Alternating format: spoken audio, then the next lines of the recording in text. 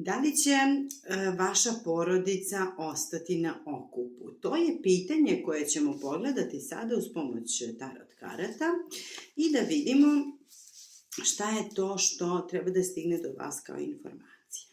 Evo ovako, prvo moram da kažem da ovde postoje otpori, postoje blokade i postoji nečija želja da stopira neki proces, da se nešto dalje ne razvija, odnosno da se pauzira i da ostane kako jeste, i nečija nespremnost da se uključi.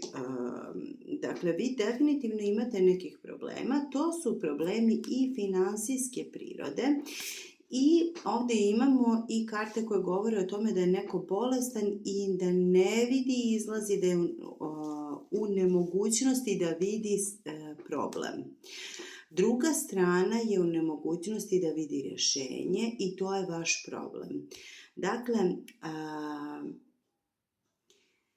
imate puno problema i to da li ćete ostati sa svojim partnerom i da li će cijela porodica ostati na okupu ili ne, se neće rešiti samo vašim razvodom ili zbližavanjem. Zato što imate zdravstvenih i finansijskih problema sa mestom gde boravite i problem sa osobama koje se mešaju u vaš odnos. Dakle, bilo da odlučite da odete, vi ili ta druga osoba, ili da ostanete zajedno, vi ćete u svakom slučaju sa svim ovim problemima morati da se kad tad suočite i nađete rješenje. Tako da ti problemi neće nestati ako vi nekoga izbacite iz života ili neko vas, ili ako rešite da eventualno zbog dece ostanete zajedno. Rešavajte sve te probleme jedno po jedno i nemojte više upirati prstom u sve druge osim u sebe. U momentu kada uperite prstom u nekoga, zapamtite da su 3 prsta okrenuta prema vama. Dakle, A1 je tako na gore.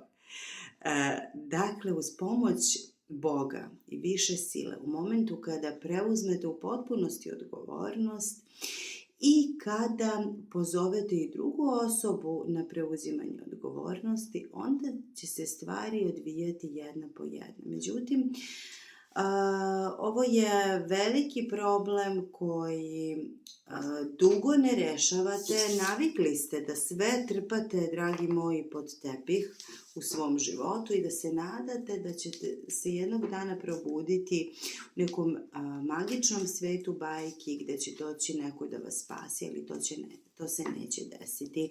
Svoje probleme morate rešavati vi lično.